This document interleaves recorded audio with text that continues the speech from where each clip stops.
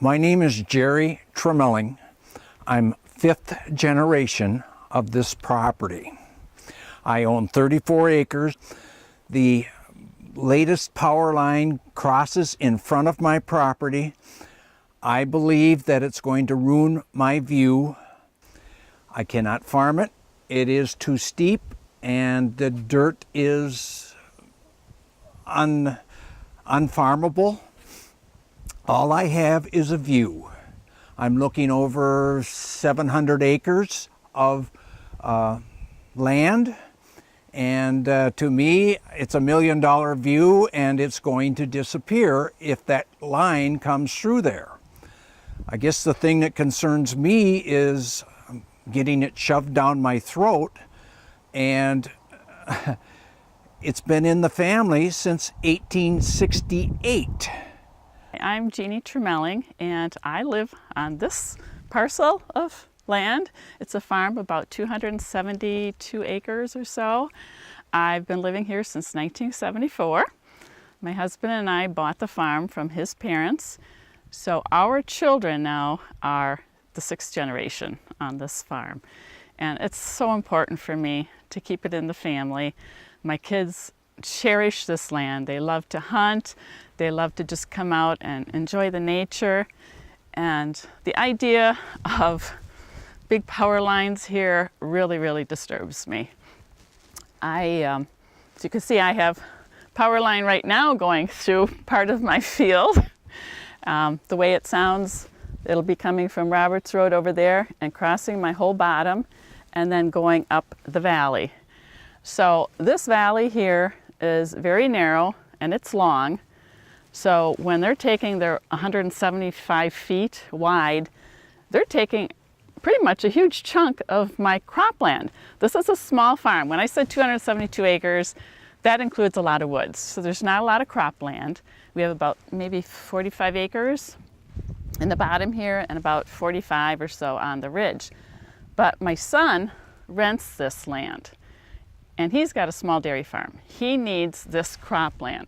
So when they're taking away all that land, it doesn't sound like a lot probably to the ATC people, but to us, that's a lot.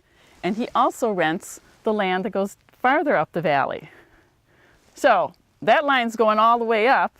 He's losing the rented land too, not just what I own. And I also think about the erosion, possibly. They're coming in with trucks and they're cutting the trees down. And I'm thinking, okay, we're supposed to be in this managed forest crop thing, whatever it's called, to get rid of the erosion. And here they come in and they're just going to be tearing everything up, cutting trees down, and it's on a hillside. I understand that they have the right via eminent domain to basically condemn my property and use it for whatever they feel fit.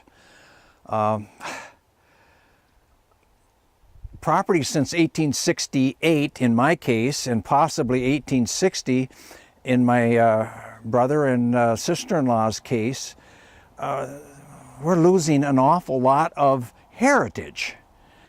This is coming through, and it doesn't seem like there's a need for it. From the way I've understood, we don't need this energy line coming through. We've got other resources too that are available, and let's take advantage of those instead of coming in here. Because the way I understand it, this is going for profit. And to me, that's just immoral. I am also president of the Hyde Cemetery Association. That's 2 miles from here, near the Hyde Mill. It's located at the Hyde Chapel.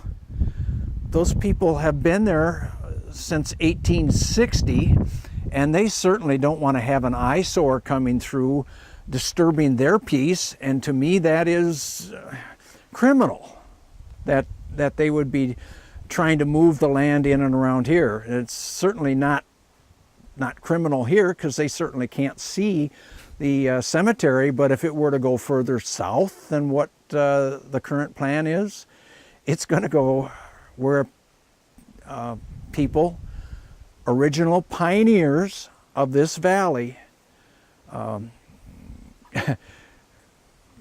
grew up and fell in love with it and have stayed there and were buried there, and it includes my great-great-grandfather. I'd like to see this farm stay the way it's been for generations for my kids. This is so important. They've told me they want this farm to stay in the family no matter what. And I'm going to do everything I can to keep it the original acreage and keep it the way it should be. And we will see what happens. But I'm hoping we can fight